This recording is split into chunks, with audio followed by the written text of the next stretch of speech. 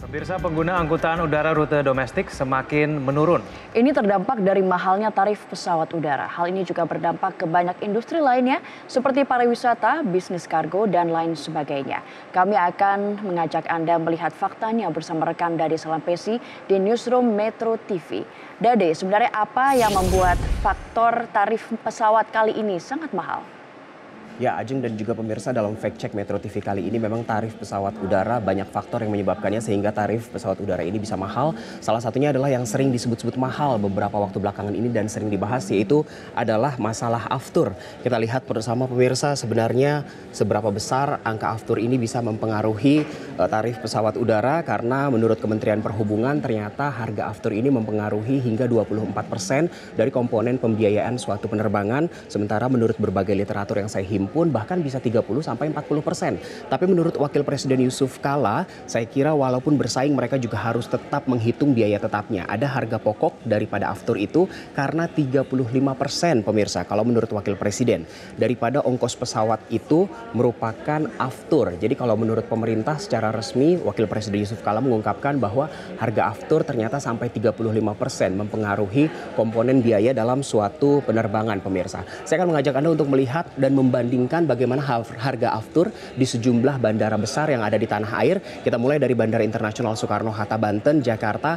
Harga afturnya ternyata 8.210 per liter. Ini merupakan harga aftur termurah untuk bandara yang ada di Indonesia, dan ini sudah termasuk dengan harga pengantaran begitu. Ada juga Surabaya yang masih di kisaran 8.000, hampir 9.000 rupiah, Batam yang lebih dari 9.310 rupiah, dan Medan yang juga beda 10 rupiah dari Batam, yaitu 9.320 rupiah per liter. Sekali lagi pemirsa, Jakarta harganya ada 8.210 rupiah per liter, dan ini adalah harga yang termurah untuk di Indonesia. Bagaimana dengan informasi berikutnya pemirsa? Selain 4 kota ini, ada juga kota-kota lain yang ternyata bandara paling mahal, harga aftur paling mahalnya ada di kota Ambon, lebih tepatnya di Bandara Patimura di Provinsi Maluku. Di sana harga aftur bisa mencapai 10.980 rupiah per liternya pemirsa. Informasi ini saya himpun dari website resmi aviationpertamina.com, dan Padang juga 9.550 rupiah per liter. Begitu juga dengan Makassar yang harganya sama dengan Padang.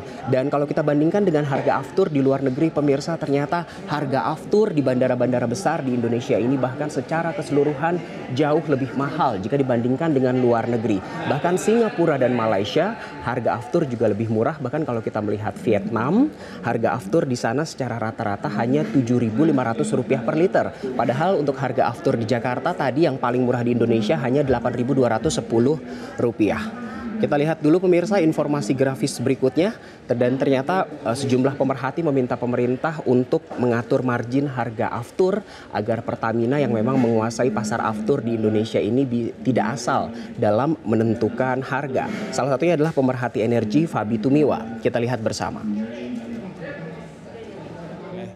Oleh pemerintah, di mana marginnya dibatasi, kemudian biaya penyediaannya dihitung dengan transparan, bisa jadi harga afturnya bisa turun kan. Ya, jadi kalau menurut pengamat memang salah satu cara untuk mengatasi mahalnya harga aftur ini, selain memang memasukkan kompetitor lain selain Pertamina, yaitu juga dengan mengatur margin agar Pertamina ini tidak bisa mengatur harga aftur seenaknya begitu. Dan juga pemirsa, pada Selasa lalu Presiden juga sempat mengancam Pertamina kalau tidak segera menurunkan harga aftur, maka Presiden akan memasukkan kompetitor ke dalam negeri agar Pertamina memiliki saingan begitu, agar aftur bisa harganya bisa kompetitif. Kita lihat dulu ancaman Presiden Jokowi. Pilihannya hanya satu, harganya bisa sama dengan harga internasional tidak.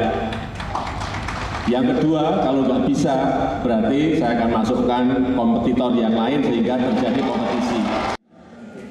Jadi dalam pidato pada hari Selasa ini, Presiden menyadari bahwa harga aftur jika dibandingkan dengan harga aftur internasional di luar negeri memang sangat mahal, dan Presiden juga menyadari bahwa harga aftur inilah yang menjadi salah satu penyebab bahwa harga tiket pesawat kita begitu mahal. Dan kalau Anda merasa bahwa harga tiket pesawat saat ini mahal, Anda tidak sendirian, karena ternyata pemirsa, kita lihat informasinya, menurut Asosiasi Travel Agent Indonesia, harga tiket pesawat itu sangat mahal dan mereka meminta idealnya harga tiket pesawat itu bisa turun sampai 40%. Kita baca ini kita kan travel agent. Kalau kita maunya masyarakat itu supaya tetap terbang, harganya itu yang terjangkau. Itu saja intinya. Harapannya harga tiket mungkin 30-40% turunnya. Jadi pelan-pelan balik lagi ke yang dulu. Dan juga pemirsa, Asosiasi Travel Agent Indonesia ini juga mengklaim bahwa bisnis penerbangan domestik turun sampai 30% sejak beberapa bulan terakhir, dan bahkan penurunan ini sangat terasa secara masif di bulan Desember 2018 lalu. Tapi ternyata pemirsa, harga aftur belum sampai di situ, membuat industri penerbangan dalam negeri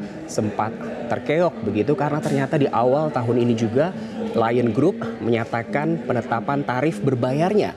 Kita lihat kebijaksanaan atau kebijakan penetapan tarif bagasi berbayar ini ditetapkan oleh Lion Air, resmi berlaku pada 22 Januari 2019, sehingga dalam sejumlah literatur dalam beberapa bulan ini juga banyak berita yang menginformasikan pengaruh industri pariwisata, bisnis kargo, okupansi hotel di beberapa daerah juga terdampak. Daftar tarif bagasi Lion Air dan Wings Air yang secara resmi diberlakukan hari ini 22 Januari 2019 mulai harga Rp155.000 untuk berat 5 kg. Dan tidak hanya bisnis makro yang terdampak, tapi UMKM di sejumlah daerah juga terdampak, pemirsa.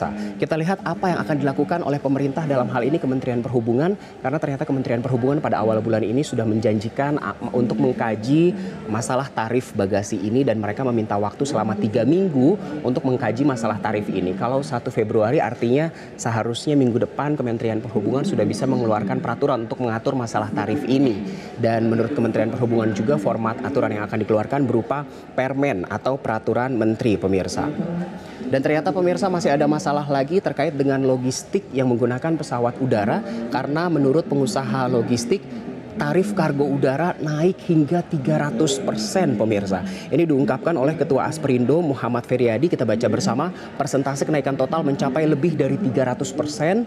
Makanya tinggi sekali. Kenaikan itu terjadi pertama sejak Juni 2018 sampai Januari ini, naik 2 kali, total sudah 300% lebih kenaikan untuk biaya logistik.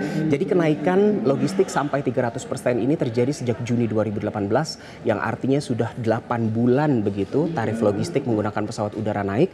Dimulai dari bulan Oktober naik 2 kali, November ada kenaikan, Januari bulan lalu naik 2 kali, sehingga di total sejauh ini sudah 6 kali naik dengan total kenaikan 300% tadi, pemirsa. Tapi ternyata pemirsa, kemarin bertepatan dengan 14 Februari 2018, Garuda Group, yaitu Garuda Indonesia, Citylink, Sriwijaya, dan juga Nam Air mengumumkan bahwa mereka menurunkan tarif penerbangannya sampai 20%. Ini pernyataannya. Hal tersebut sejalan dengan aspirasi masyarakat dan sejumlah asosiasi industri nasional serta arahan Bapak Presiden RI menurut Direktur Utama PT Garuda Indonesia Tbk. Tapi ternyata apakah penurunan tarif tiket pesawat Garuda Group ini dari 4 maskapai sudah benar-benar turun? Ternyata belum, pemirsa. Kita lihat. Ini menurut Asosiasi Travel Agent Indonesia atau Astindo, penurunan memang sudah dirasakan tapi belum signifikan. Ini diungkapkan Wakil Ketua Astindo Rudiana pada Kamis 14 Februari kemarin, bertepatan dengan klaim Garuda tersebut. Dia mengungkapkan sebagian iya sudah ada, memang penurunan itu ada, tapi ini baru mulai, belum signifikan banget. Harga juga tetap tinggi dan penurunan baru sebagian, tidak totally harga turun semua. Selain itu pemirsa, di sisi lain Asosiasi Perusahaan Perjalanan Wisata Indonesia atau ASITA juga menyebut harga tiket yang turun 20% masih sangat mahal. Kita tunggu bagaimana aksi yang lebih nyata dari pemerintah agar harga aftur bisa turun dan juga harga tarif bagasi bisa ditetapkan lebih bijaksana, sehingga mungkin warga negara Indonesia bisa memilih untuk berwisata di dalam negeri daripada keluar negeri. Ajeng. Baik, Dade Salampesi, terima kasih atas laporan Anda.